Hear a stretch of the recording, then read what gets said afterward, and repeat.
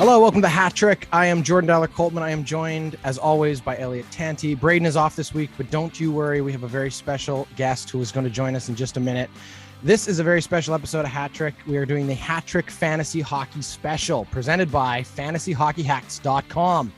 We don't do a lot of fantasy on this show, but we want to do more this season as we get geared up for it. You know, we all play a little bit of fantasy, and it's always a lot more fun to follow the other teams in the league when you have a bit more vested interest in the players and what they're going to do out there.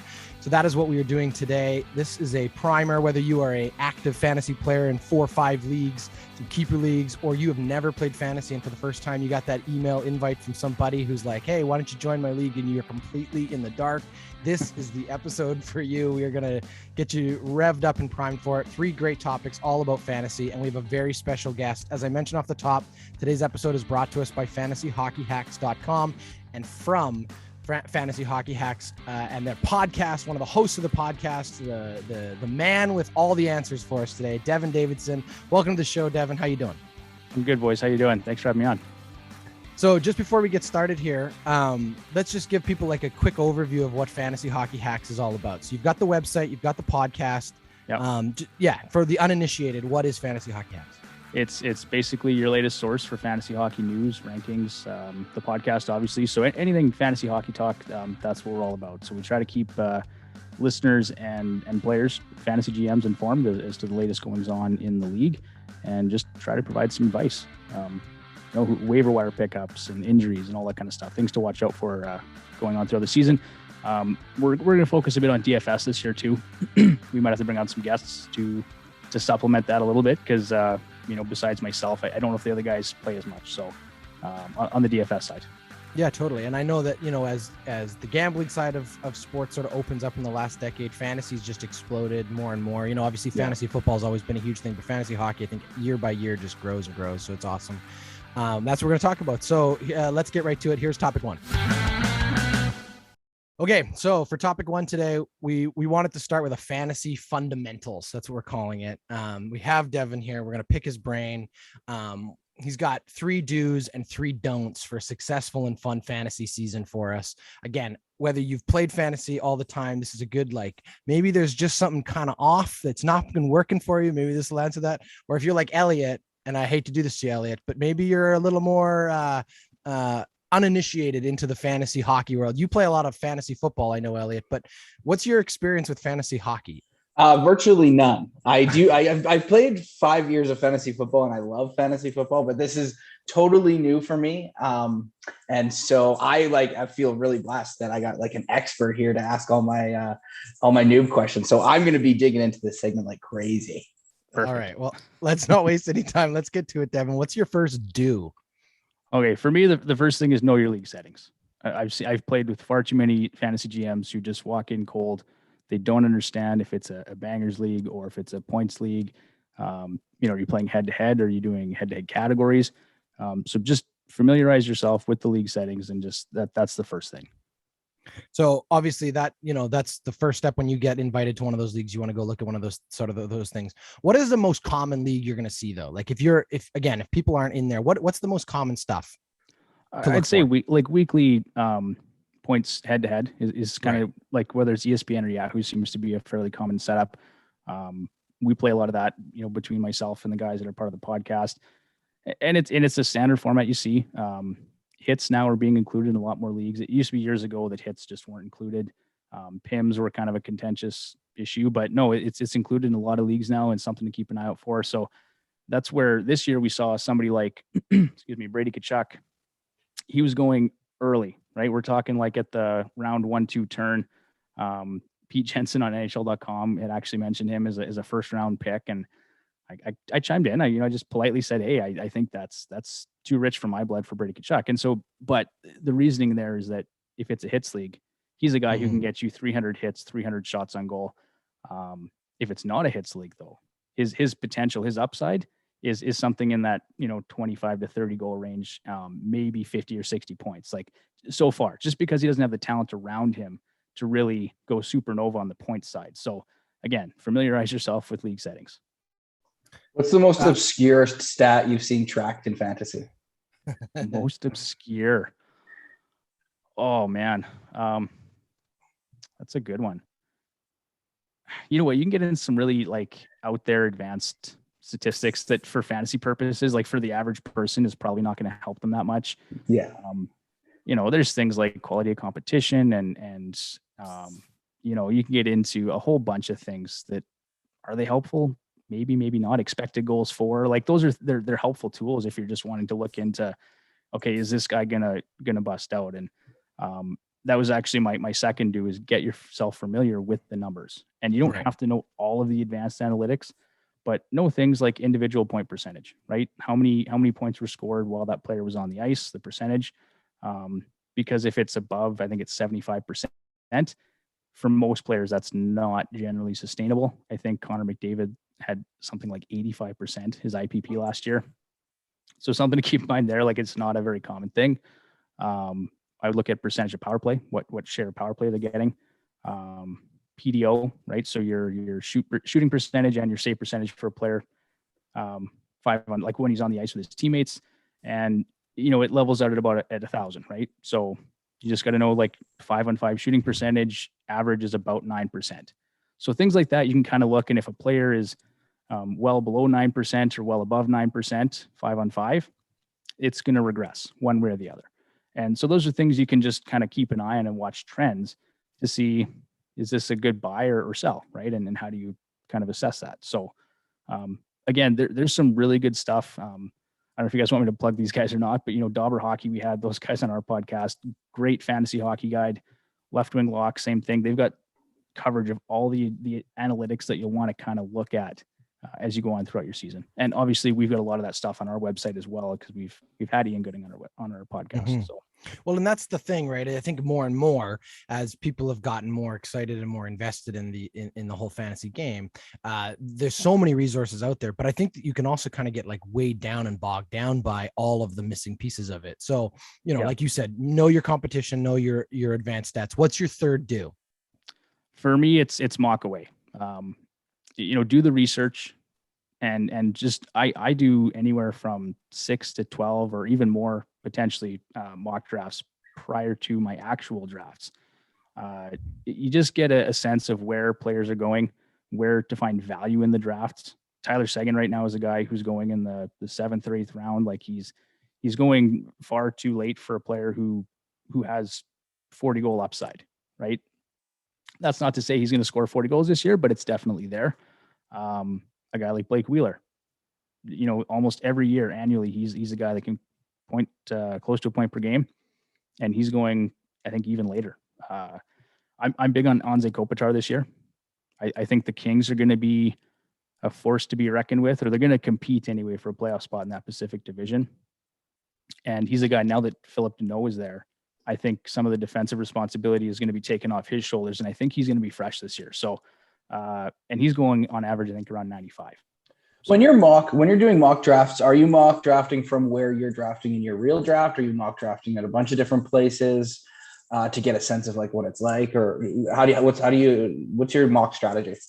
Yeah, for me, generally, I don't know my draft order because so many they're randomized 1 hour before, depending on the league you're in, right? If you know weeks ahead of time, for sure I'm going to draft based on where I know I'm drafting. But for the most part, when I've been involved, I don't. And so I'll take the time and I'll actually try and do a draft, at least one draft at every position, 1 through 10 or 1 through 12, whatever my league setup is. And then I'll take the time and I'll read the emails and, okay, who did I miss in the 7th round, or who did I pass over? Like, why, you know, and just try to make sense of that. And two, you need to know, like you had alluded to earlier, Jordan, like who are you playing with? Know the room, know the draft room, right? Because I know in a couple of our leagues, we've got a lot of Oilers fans. So we bug my one buddy all the time. He would take Tyson Barrie in the 2nd round if he could. And so you just got to know if there's players who are particular fans of one player or one team, you either have to pass on those guys or just be ready to take them a bit earlier. There's just the same kind of strategy there would be for an NHL GM, I guess, in a sense. That's kind of half the fun of the game. You're trying to understand what the other team's needs are and what the other guys, you know, tendencies are. And obviously, probably the more years you spend with the same players, the more you're going to learn, oh, this guy has a weakness for this kind of player, or he has a weakness for this specific player. And that's the poker part of it, let's say, right? For sure. And we're all guilty of it. I do the same thing, right? I mean, for years, I would take Mika Zibanejad before he really blew up, but I'd take him late in drafts, and nobody was the wiser, but he provided a lot of value. Yeah. So, yeah. All right. So I know you've got one bonus due, but let's save that for a second. Let's jump to the don'ts. What are the absolutely must stay away from, do not do under any circumstances, don'ts for the fantasy fundamentals? I would say don't panic drop players. I see this a lot where people think that 10 games into a season, that trend's going to continue.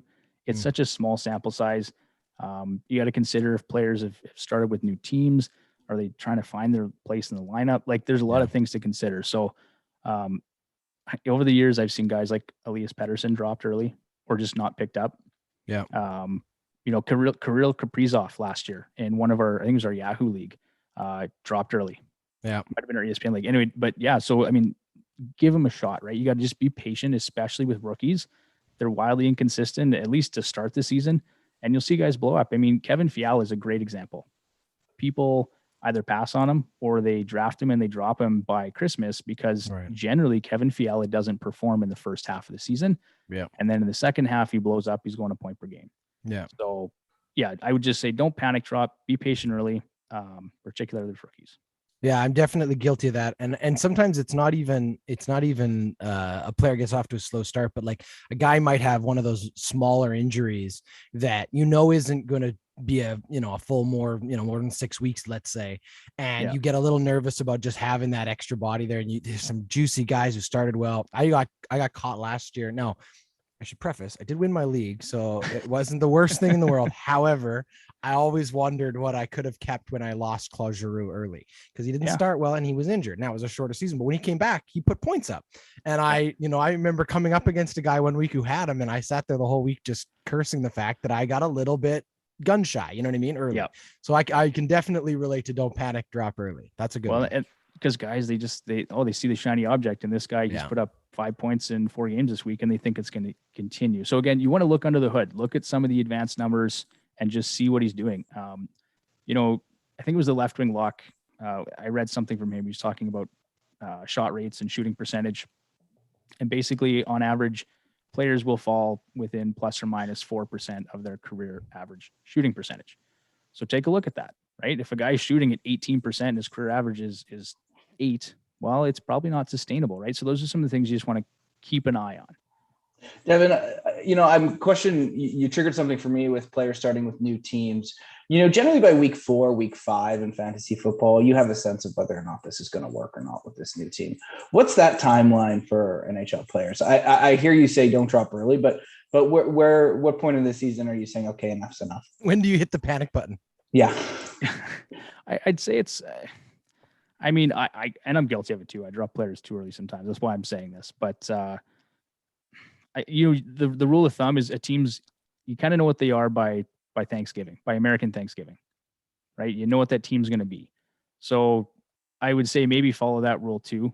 But now saying that, again, if you see an opportunity to grab a guy like a Kirill Kaprizov, or maybe it's a Vasily Podkolzin or somebody else who has high pedigree, if someone drops Trevor Zegras early in the season, and you have a chance to pick him up, like, again, look at your league settings, look at the player, try to look at the underlying numbers. Is he underperforming? Is it luck? Like PDO is an indication of luck as well, right? So if he's got a 950 PDO, yeah, he's going to regress a little bit and just see what it looks like.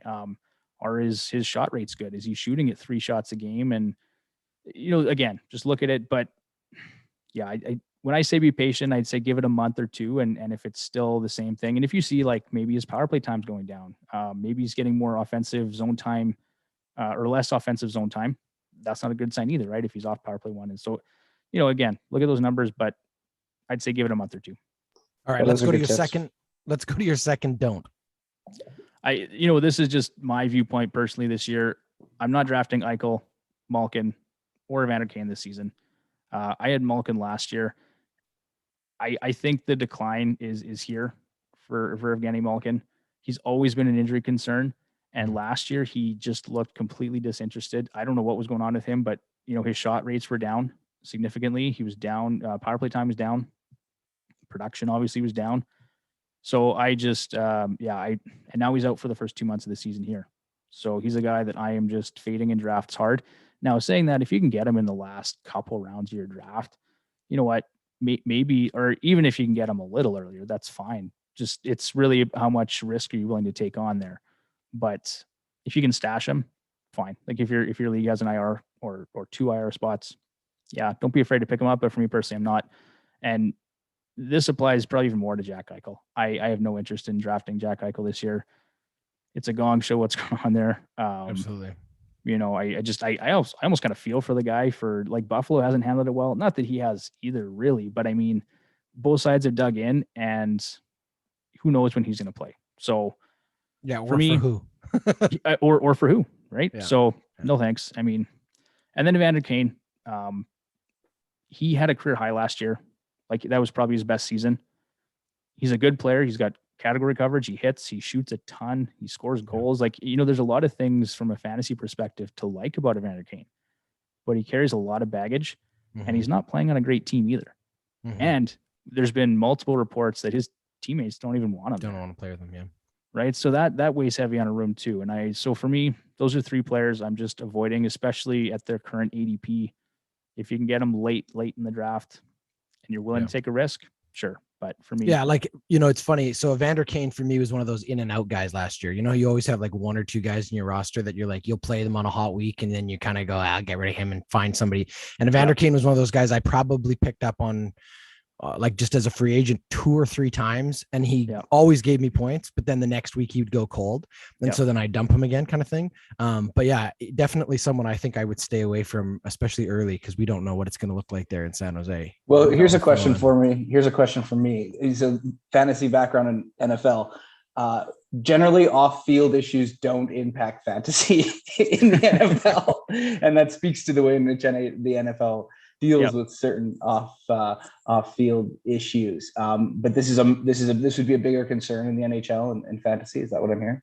Yeah, particularly in Kane's case, right? I mean, these guys are professionals, right? Often it doesn't have real fantasy implications, but we saw what happened to Winnipeg, right? He got run out of town, and they wanted nothing to do with the guy, and then he's got to go to a new place and adjust, right? So, and we don't know if he's going to get moved this year.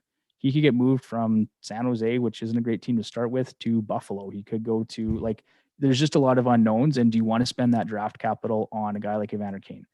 One thing I'll say, you can't win your league on draft night, but you sure can lose it, right? And so for me, it's about trying to establish a high fantasy floor and minimizing risk with the players I'm taking.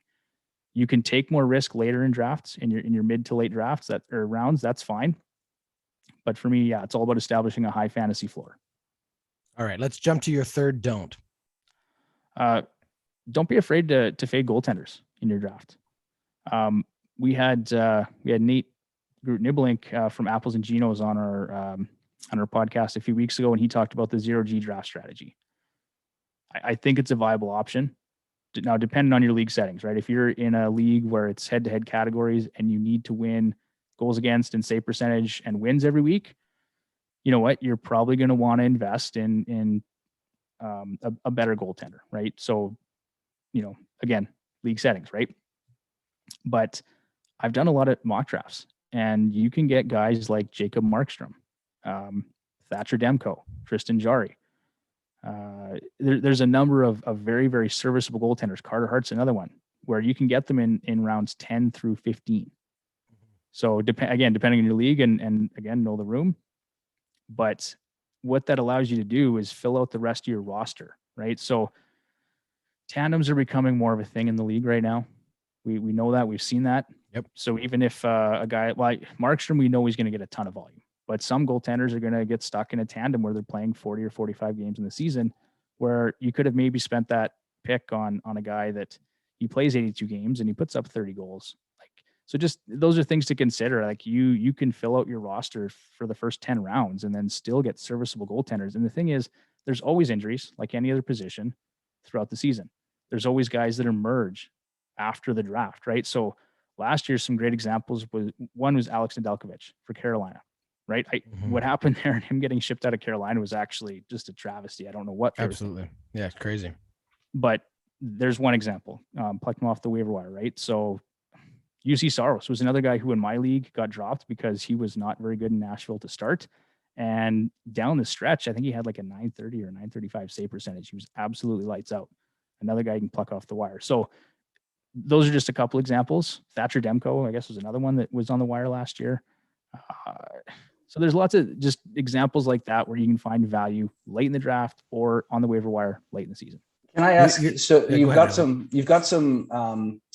some fancy stats like shot percentage and those sorts of things that you're using to assess, where players are at, you talked about regression back to career averages and things like that. What are the stats that you're looking at from a goaltending perspective in terms of assessing whether they're playing to standard, well above, or way below?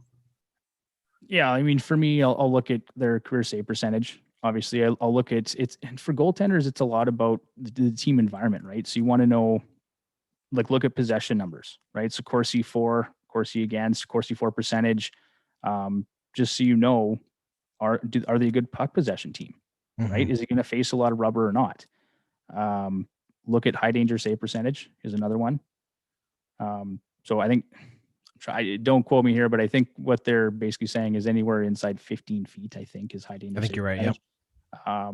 So that's another one you just want to keep an eye on. If he's making a high percentage of those saves, probably a fairly good indication of a talented goaltender that you want to keep an eye on, right? Like, I think Jeremy Swayman was a good example from last season.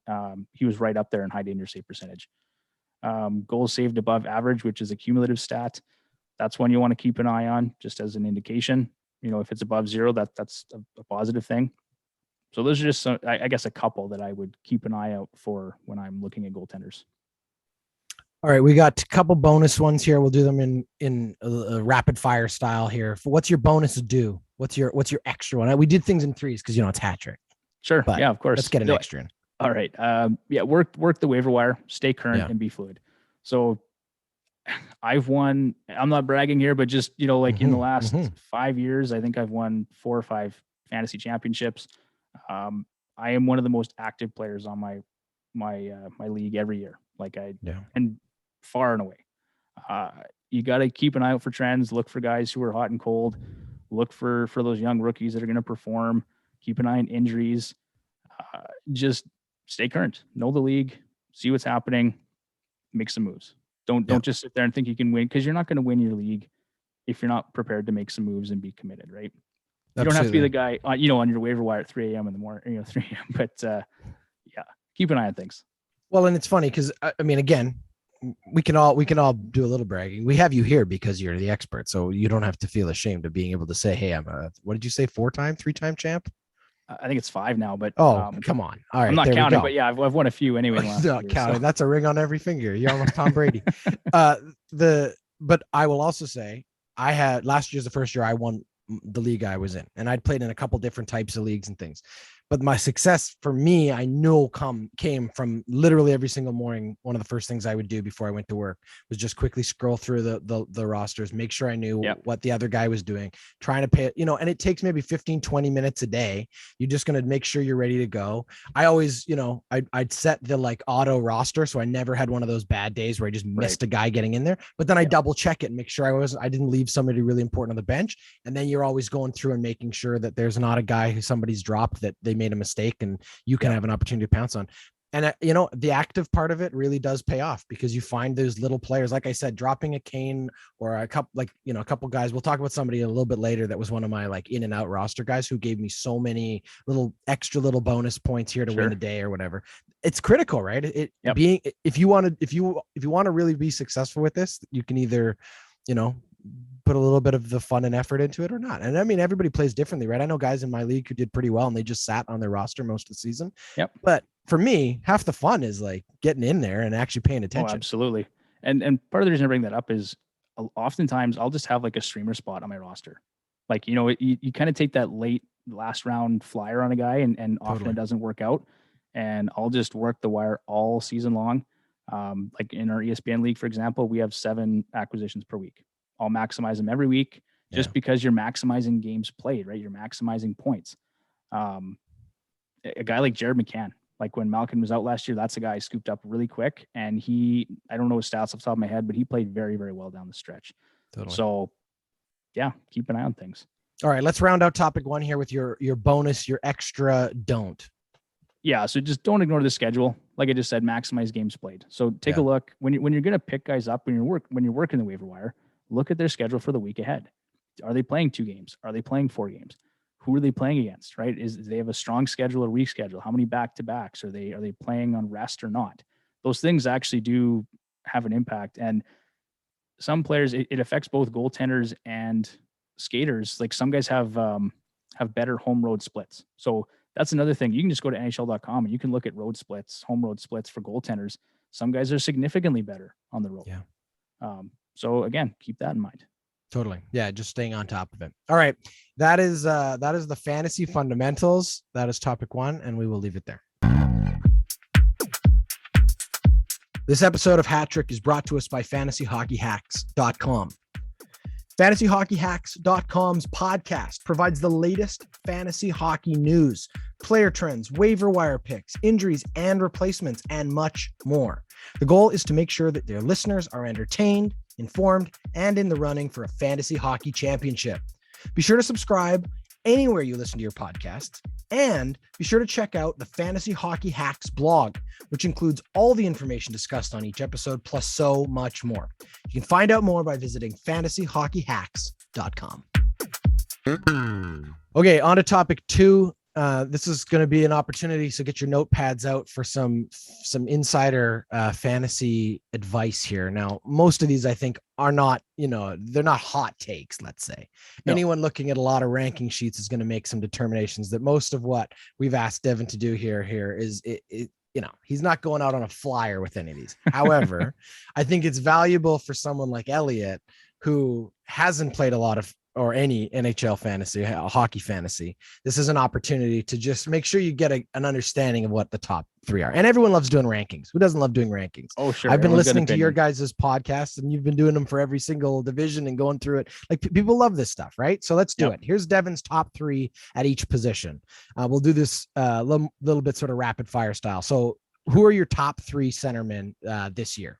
Yeah, so for me, it's Connor McDavid, obviously, at number 1. That's not a hot take there for sure, like you said. But I've got Leon Draisaitl at number 2.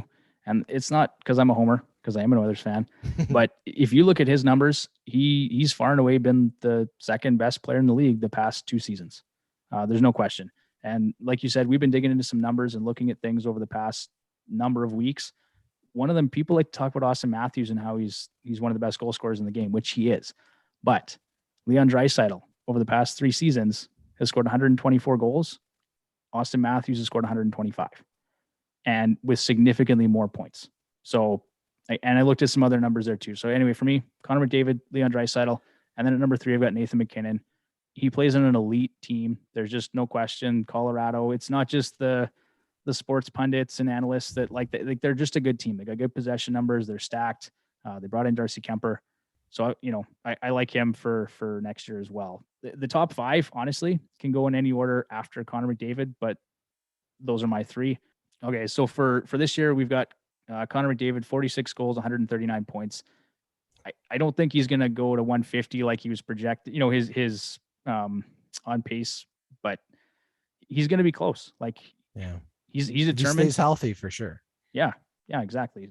Leon Draisaitl, I've got 49 goals and 122 points.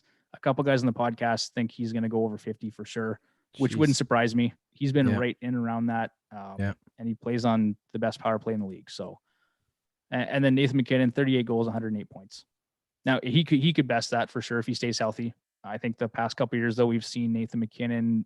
There's always 1 or 2 instances where he's out for say 4 or 5 games, right? So that kind of hinders his point production over the total season. But again, don't hesitate to draft him number 3 if you get a shot. So I'm a big fan of this Leon Draisaitl number 2 pick, because I've been saying for a long time that I think Leon Draisaitl is one of the more underrated players, even though, obviously he's won a Hart Trophy, but I just don't think he gets the respect on his name that he should, considering the talent he has. And I think part of that, unfortunately for him, is that he will always be in the shadow of Connor McDavid on that team. Right. But it's not unlike, we talked about Malkin earlier. Malkin on any other team for the decade where the Penguins were winning, he's the best player on that team. He just happened to be playing with Sidney Crosby. And you can't tell me that Leon Draisaitl is propped up by Connor McDavid, because most of the time Tippett refuses to let them play together. So his numbers last year were unreal. I agree with you. I think 50 goals is not an unreasonable expectation or estimation for what Leon's capable of. And if he's, when Leon wants to be, he's capable of being as good as Connor McDavid on the power play. Like his shot is unbelievable. Oh yeah. We've seen it lots. And there was that series against Anaheim in 2017 where Leon was the best player through the first 2 rounds of the playoffs. Yeah. Like he went total beast mode and he was their best player. And Connor will tell you that himself. Yeah. You're right. He doesn't get the respect that he deserves around the league. And I find it really frustrating because there's a lot of people that'll tell you Nathan McKinnon's better than him. Austin Matthews. I just saw a poll, like a fan poll, had him listed 4th after McKinnon, and I think it was Kucherov. Yeah. Right. So, and Kucherov's a fantastic player. Don't get me wrong, but the things Leon's done in the past 3 seasons should earn him a lot more respect. Absolutely.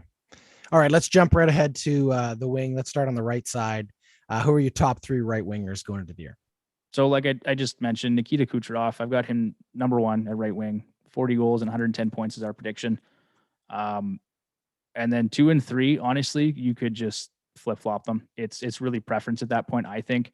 For me, I've got David Pasternak at number 2, and our prediction for him is 48 goals and 95 points. And then 3rd is Mikko Rantanen with 38 goals and 94 points. And I say they can flip-flop because their ADP right now is, I think it's 7 for Rantanen and 7.8 for Pasternak. I like Pasternak more for his goal-scoring pedigree. Like, goals are to be valued. There's not a lot of 50 goal scorers in the league, and he's a guy that can get right up there on any given year. So Rantanen, elite player, plays with an elite player in Nathan McKinnon, but I just like Pasternak a bit better for his goal scoring prowess. No love for Mitch Marner, eh? I like Mitch Marner, but again, so he's a guy that, like, he's not going to get you a lot of category coverage. He's mostly or more of a playmaker, right? So where he's gonna, and he's got potential. I really like as a elite forward, elite right wing. Again, don't hesitate to draft him because he's gonna play with Matthews, and Matthews might score 60 this year. So I like Marner, but not more than I like Pasternak or Mikko Rantanen. All right, let's jump to the left side. I know this is one of those that's been, you've always got a couple guys in here that are just those standout players, and obviously one of the biggest names, currently the greatest scorer in the league, is on the left side. Where do you have Ovechkin, and who are your top 3? Yeah, so for me, I've actually, the number 1 left wing, I've got Brad Marchand, and I'm going to preface this by saying this is for a bangers league, or like most leagues now are including hits and PIMs, right? So right. If it's a points only league, maybe you bump Artemi Panarin, who I've got at number 2. Maybe he goes to the number 1 spot because I think his points production total there's more potential there. The Rangers are kind of a hot pick this year. A lot of people think they're gonna do a lot, make a lot of noise. So Brad Marchand, I've got pegged at 38 goals and 102 points. And I just like his category coverage. He's a guy that on any given night can get you points through PIMs, hits, blocks, fights, whatever. He's going to do a lot of different things, and he plays on one of the best lines in hockey. Panarin, I've got 32 goals and 105 points. And then I've got Ovi at 3rd with 48 goals and 78 points. You could make an argument for Ovechkin to be number 1 on that list if it's a bangers league, because he hits like crazy. He shoots the puck 300 shots plus a year. Like, this one was tough because you could make an argument anyway, but that's just kind of how I see them, because Ovi is a little bit limited in his point production. Like he's not putting up 100 points like Marchand and Panarin are. So that, there's value there that you have to consider. Yeah, he's scoring goals, but he's not a passing guy first. and definitely not. Absolutely not. Or second. He avoids it actually if yeah, he can. Exactly. And the other thing too is Backstrom is injured to start the season, and they don't know, like, they're not high on Kuznetsov anymore. Mm-hmm. Like Washington would like to move that guy out, right? So that's kind of why I've got him in 3rd. All right. Elliott, you got anything in the wingers category? Should we move on to defense? No, I think I'm good. All right, let's go to the defense then. This is always an interesting one because, defense plays such a critical role in fantasy just because, you can get a guy who might be an offensive defenseman, but you're looking for, some blocks and you're looking, like you said, if you're in a bangers league, you've got some opportunity for defensemen to really jump up. But I also know that there's a lot of sort of, I don't know. There's just a lot of nuance when it comes to making sure your defense is there and they can really win you a league. And unless you've got like a Victor Hedman or, a guy who's unmistakable and obvious, it can sometimes get a little tricky. Now I'm not going to lie. I have seen your top three. So I know that Victor Hedman is not in your top three. So we'll talk about that in a second. But before we do that, why don't we lead with you and your three? Who are your defensemen? Okay. So again, this is a pretty easy one. I've got Cale Makar at number one. He's going in, end of the first round right now, or just early in the second, depending on who's picking. I've got him predicted for 20 goals and 82 points. He's phenomenal. I won't get too technical, but he's the best defenseman. I think if you can take him in the first round, don't hesitate to. So, and Colorado's going to be so good this year. John Carlson, I've got at number two. I think they had the third best ranked power play last year. So it was Edmonton, I think Carolina, and then Washington at number three. Playing with Ovechkin, he eats a ton of minutes. He's going to get a lot of assists, and he's a guy that can routinely score between 12 and 18 goals. Like we just saw not long ago, he was up for the Norris, I think, didn't win it, but had a very impressive season not long ago. And then I've got Adam Fox at reigning Norris Trophy winner at number three here. We've got 10 goals and 65 points predicted for him. And you make a very valid point. Victor Hedman could be in that top three. It sounds like he's going to be healthy, but he did have his knee was sculptured recently too, right? So that's my own personal preference. I think Adam Fox is another guy to just look out for. And New York, I think a lot of people are high on New York for next season. So yeah. Well, and he's the reigning Norris Trophy winner for a reason. The guy definitely had an amazing season last year and does a lot of different things in a number of different categories. Devon, just in terms of breaking down that top three a little bit. So, very clearly heard loud and clear. If you can get Makar in the first round, take him. I'm imagining that's probably around like pick 6, 7, something like that.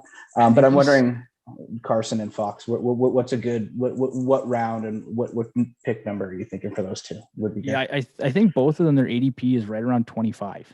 Okay. So, you're looking just outside the second round.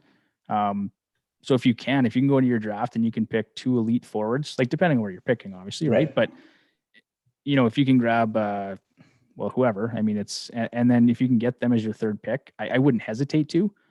For me personally, I might fade the D a little bit. Like if I'm going to go in drafts, I might pick 4 forwards to start the draft. And if I can get 2 defenders in rounds 5 and 6, I'm feeling okay about that. I will say in the mocks I've done, if you don't have an elite defender before round 10 or 12, you're going to be in tough to find one. So yeah, don't totally fade defensemen. Try and get yourself at least 1 or 2 before round 10. Mm-hmm. And beyond that, yeah, it's a little dicey, but there is value to be had out there too.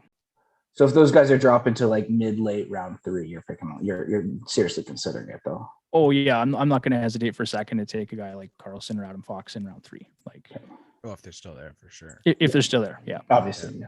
Okay, so I did mention Hedman, and I just wanted, not that I feel like I have to defend him, but but it ties to a second point I wanted to make, and this is in general, but the defense is where we are, so let's use it as that.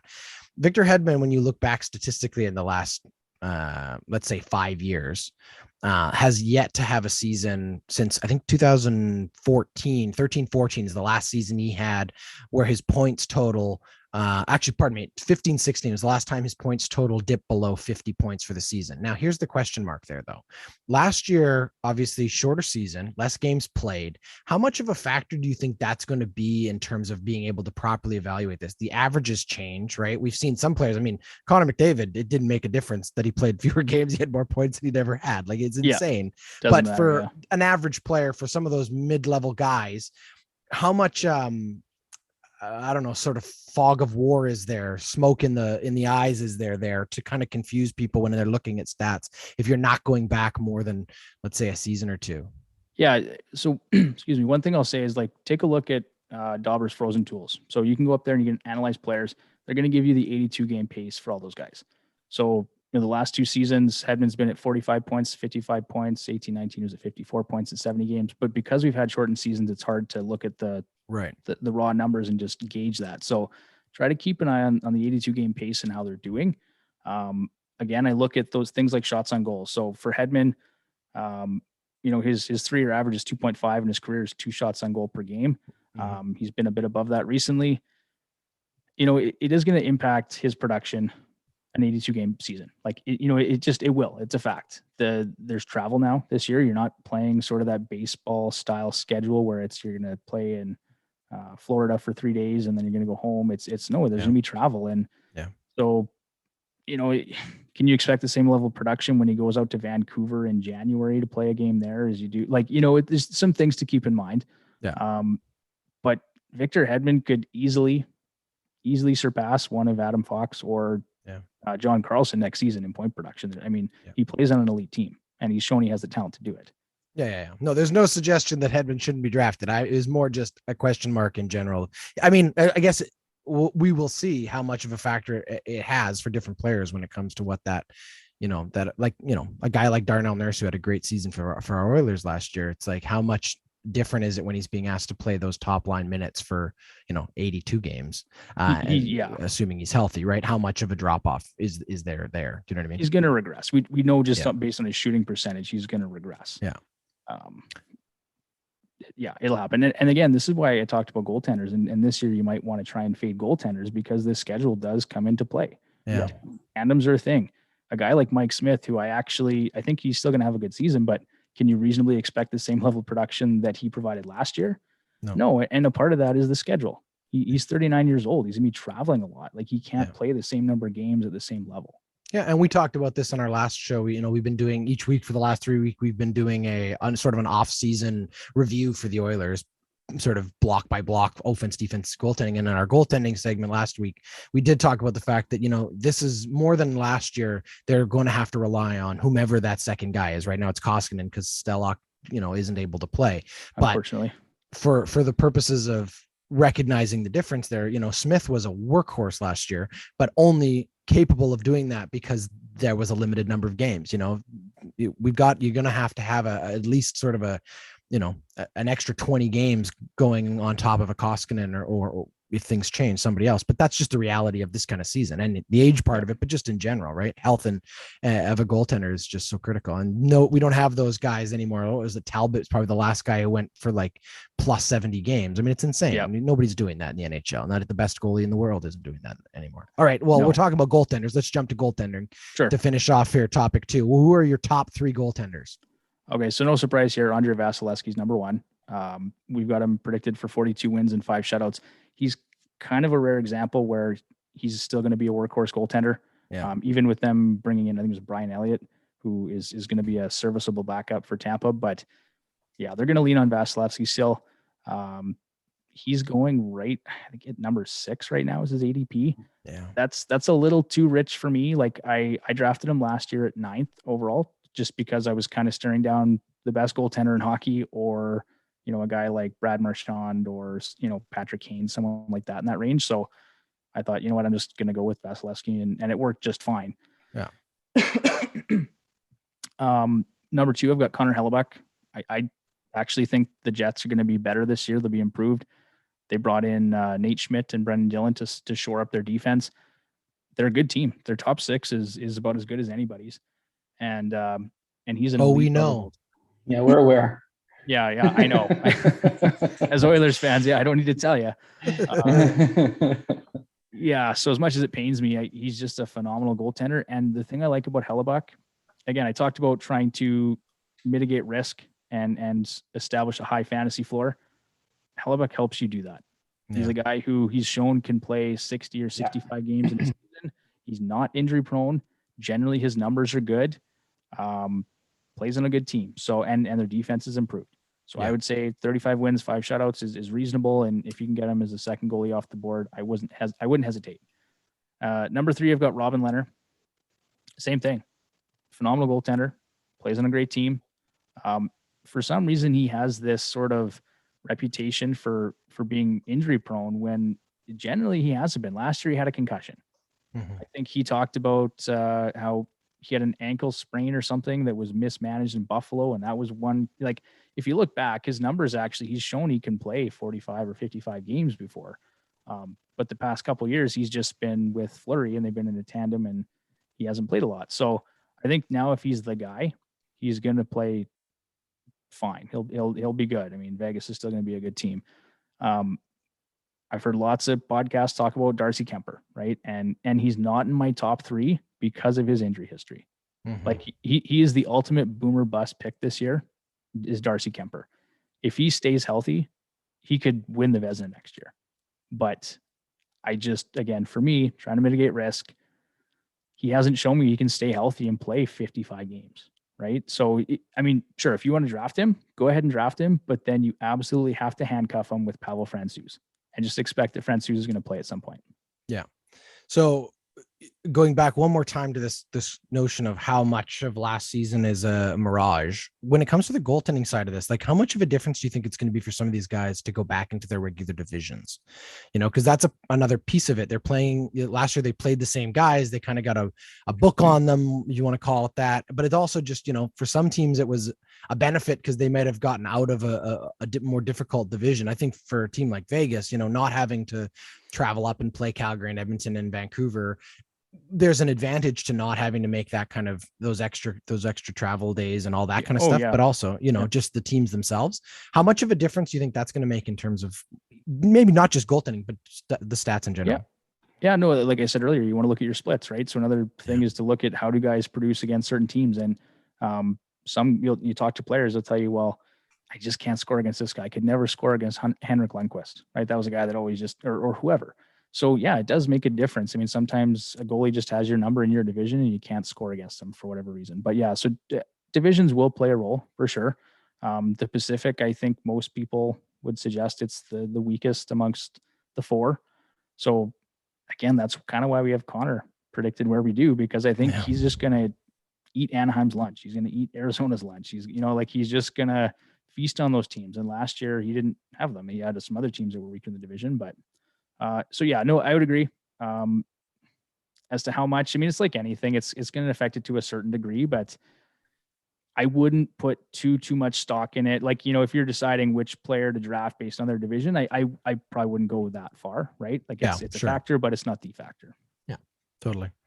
All right. Well, I think we've got a pretty good sense of, the top guys in the league. It's exciting to always sort of see how things shift. It's nice, you know, you've got a guy like Brad Marchand who's had a great couple of years and he's up in there, and Adam Fox coming off that Norris. It's going to be exciting to see what he's capable of. We will leave it there. That's topic 2. The Ordinary Podcasting Network is excited to announce that we have launched a merch store on our website. The store is full of ordinary swag, including t-shirts, hoodies, and hats. You can pick out something awesome and support your favorite podcast today by heading over to ordinarypodcasts.com. All right, off to topic 3. We've let Devon sort of lead us through all of his pre-prepared material, we'll call it. I know that, you know, you I mean, let's not kid ourselves here. You do run a website dedicated to this. I know you've done your research. You know your numbers. We're just going to give you a little pop quiz here. Okay. This topic's going to be kind of hot and cold. What we're going to do is Elliott and I have a couple names. You know, we've started doing our mocks and going through some preparation on our own for fantasy. And I know that there's a few names and some players that we're interested in and understanding a little bit better. Some of them might be the dark horses or the bounce back kind of players. We've only got a few of them, but what we're going to do is we're going to give you some names. You're going to tell us if you're hot or cold on them, and then you can give us a little bit of why maybe, and we can debate and discuss what comes up. Elliott, do you want to go first? Yeah, absolutely. I have a question for you around Sidney Crosby. Obviously entering into the back half of his career. Where is he being drafted right now? And you know, is he worth taking a flyer on if you can get him a little bit later than he's been drafted in the past? Yeah, I still like Crosby. Right now he's going 17 on average, you know, a second round. I think Sidney Crosby absolutely still worth a second round pick in fantasy hockey. In terms of production, he's a guy you want to still target. He's still playing on a good team. He's still got Letang there. He's still got Jake Guentzel. Jake Guentzel is a 40 goal scorer every year. And when that guy is, you know, strapped to your wing, for sure. His career numbers, 1.25 points per game. The past 3 years, 1.19. So, you know, the regression or the downward trend isn't really very severe at this point. He's still, like last year, he was on pace for 92 points. He's been close to 95 points or better in the past 3 seasons. In 2018-19, he was at 104 point pace. So, like, I don't hesitate to draft Crosby still. If there's some other options ahead of him, yeah, like if it's a stone cold lock, he's going to be a better producer. Like if it's Patrick Kane or Sidney Crosby, you could make an argument for Kane. I actually really like the Blackhawks this year. I think they're going to be really competitive, and that guy shoots the puck a ton. Anyway, to answer your question, still like Crosby. There you go. So hot on Crosby, not hot for Crosby, hot on Crosby. Let's jump to you mentioned this name earlier, and I can't now think back fast enough to say whether or not it sounded like you liked him or not, but he's an intriguing one for me because the Canucks were riddled with COVID last year. We didn't really get to see what the true Thatcher Demko number 1 situation I think looked like. I don't think I live here in Vancouver, and I'm another fan, but I can tell you in Vancouver, a lot of people felt like their season was kind of stolen from them, which I think it fairly and rightfully they feel that way. Yeah. Because they had a great, bubble playoffs, surprised a lot of people, I think. And then Thatcher Demko really was like the guy. They lost Markstrom or let Markstrom go, and Demko became the guy. How high or how hot or cold are you on Thatcher Demko as a starting goaltender? Yeah, I'm super hot on Demko for next year. Like if I can get him, I might even take him in the 8th or 9th round. Like I would reach for Demko. Mm-hmm. I've heard, we had Ian Gooding on the show a couple weeks ago, and he talked about Vancouver is going to be a very good fantasy hockey team, but he's not totally convinced they're going to be in reality good hockey team. But I like the moves they made this year. I think Connor Garland has the potential to be a 65 plus point player. Oliver Ekman-Larsson, I think anybody leaving Arizona is going to have better production. So although if you saw some of the highlights of training camp, Garland and Ekman-Larsson were both losing their lunch recently. So not good signs, but no, I like the team. I think they made some improvements. Demko's shown that he can handle a heavy workload. I think, again, if you look at his underlying numbers, they're good. So no, I really like him. He's a guy that I'm going to reach for in drafts this year. Awesome. Elliott? Okay, sort of breaking the mold here a little bit. Who's better? Who would you pick for fantasy? Barrie or Nurse from the Oilers? Who's got a better fantasy upside this year? Well, again, this is where you really have to look at your league setup, right? I think, don't quote me on this, they're going right around the same ADP. Like they're within a few picks of each other. Barrie's at 63.6 and Nurse is at 69.6. So if you're in a bangers league where categories matter, yeah, you could make the argument that Nurse is, like, the thing I don't like about him, like I said earlier, is his shooting percentage was so high last year. It was way off his career average. He's probably not going to score 16 goals again this year. I hope he does. I hope he scores 20. Really hard to say if he does. The other thing is he's not getting power play one time. Exactly. Yeah. Right. And so for me, I've talked about trying to make sure I establish a high fantasy floor, right? Well, I like to get as many defensemen who are stone cold locks to be on the first power play unit. Tyson Barrie's going to do that for you. He's going to get power play 1 all day long until he's proven that he can't, right? Like there's guys like Nurse and Evan Bouchard, for that matter, who could come in and play power play 1 and excel at it. But Barrie's been given that role because he's a power play specialist. So I think that's kind of the reason that he's going a little bit higher than Barrie, or than Nurse, is because he's getting power play 1 on the best power play in the league. So from a fantasy perspective, especially if it's a points only league, it's Tyson Barrie.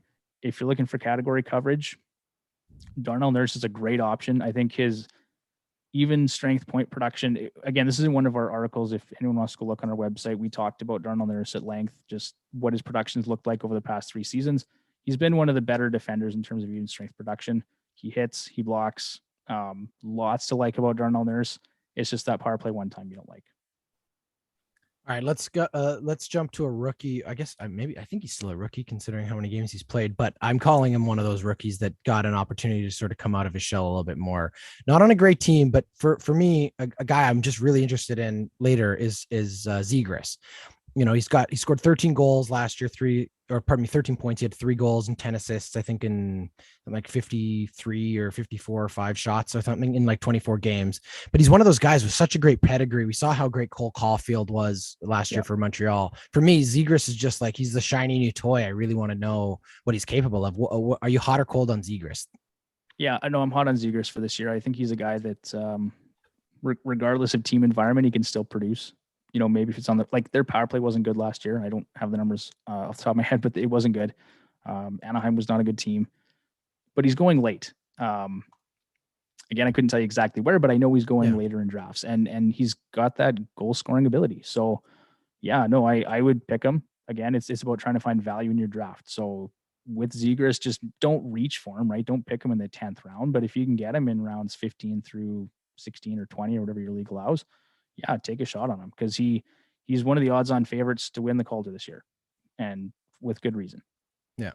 All right, Elliott, I know you got one more for us, and then I've got one more to finish us off. Yeah. So fresh start in Florida for Sam Bennett. What are we expecting out of Sam Bennett this year? Yeah, I love Sam Bennett. That's a guy, don't hesitate to draft him right around his ADP or earlier. Again, category coverage is great. The guy was a hits monster last year in Florida. We again talked about him at length on the show here, but he's going to play next to Huberdeau, right?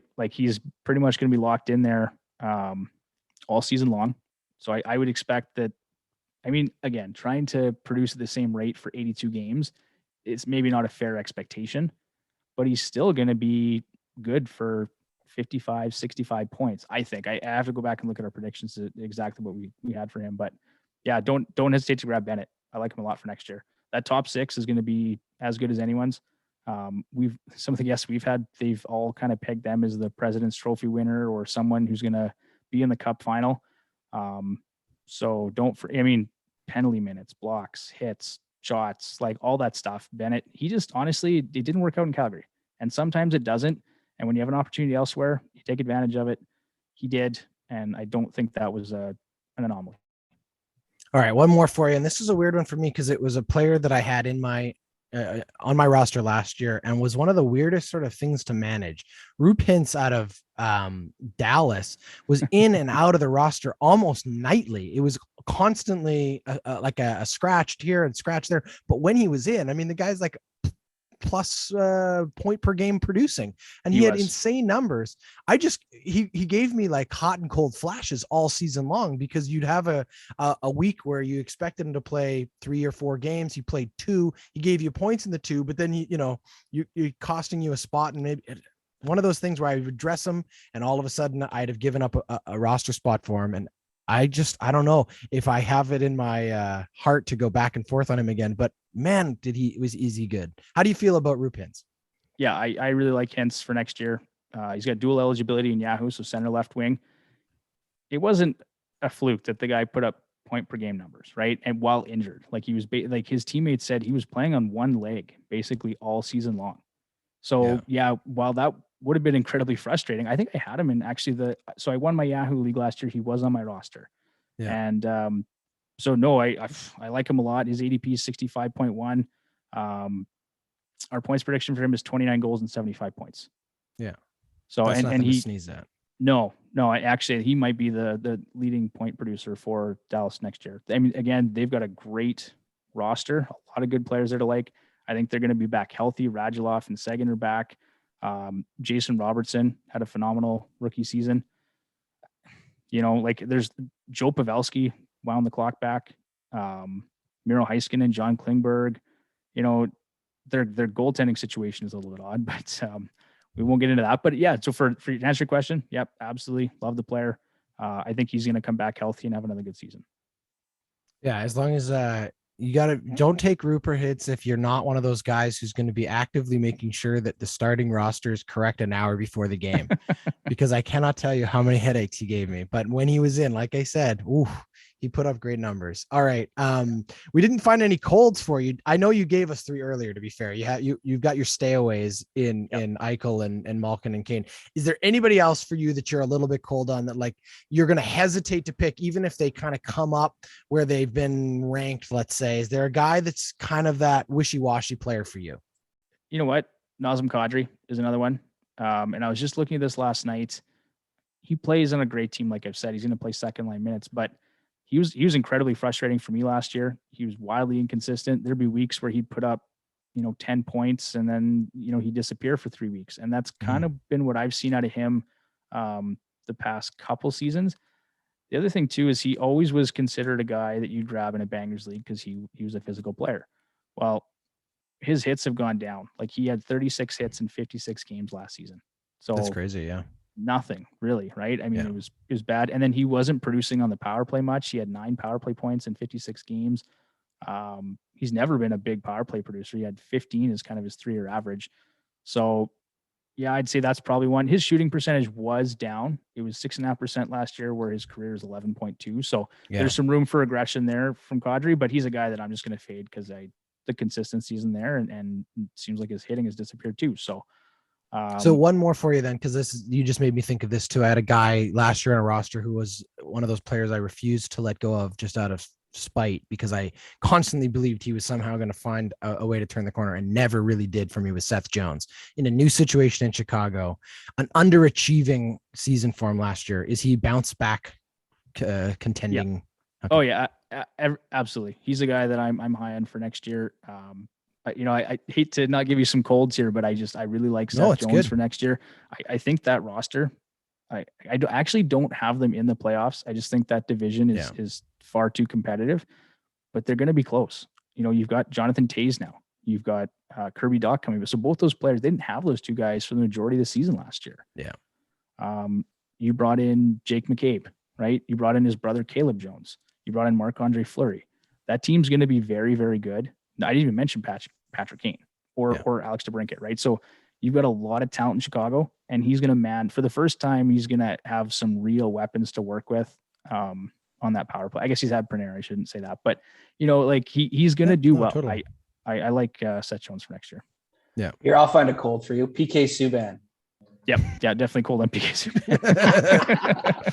Oh, poor PK. Yeah. No, he seems like he's doing better in New Jersey, less drama and all that kind of stuff. But I'm cold on Subban. I guess the other guy, like I said, is Darcy Kemper. I'm not cold on him really, but I'm not convinced he's not going to get injured in game 10, and you'll be kicking yourself for drafting him so high. So.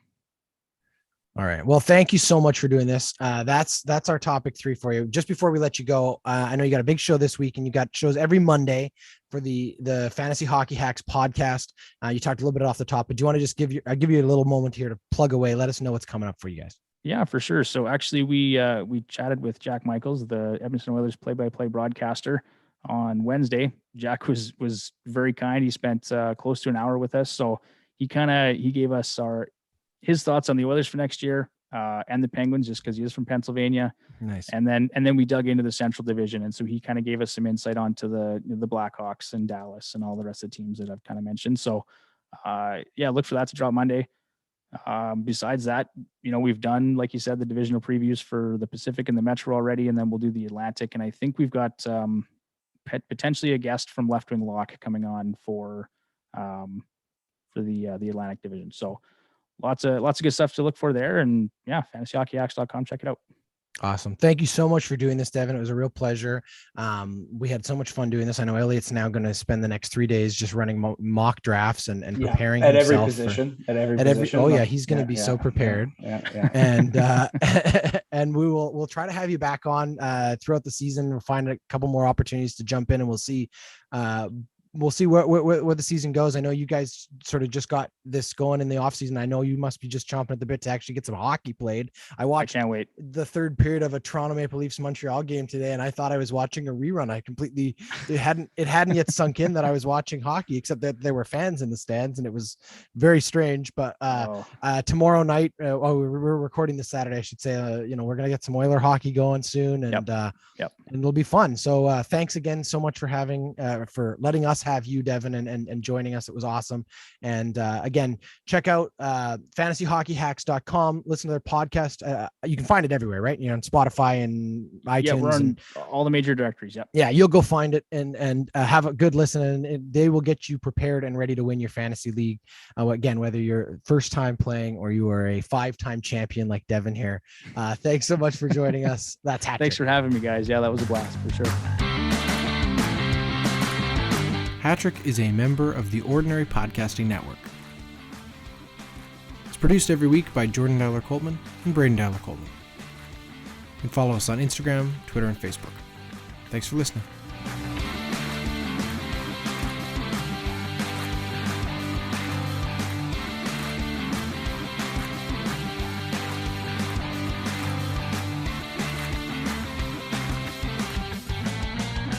The Ordinary Podcasting Network wishes to acknowledge that the lands on which our conversations take place include Treaty 6 territory, the traditional meeting ground and home for many indigenous peoples, including the Cree, Dene, Saulteaux, Blackfoot, Métis, and the Nakota Sioux peoples, as well as the unceded territories of the Coast Salish peoples, including the territories of the Musqueam, Squamish, and Tsleil-Waututh nations. We acknowledge the many First Nations, Métis, and Inuit whose footsteps have marked these lands for generations. And we extend our appreciation for the opportunity to live, create, and share stories on these territories. The Ordinary Podcasting Network intends to engage in conversations and dialogue which acknowledge that reconciliation is not a destination, but a journey, and that we remain committed to practicing our craft in a decolonized space.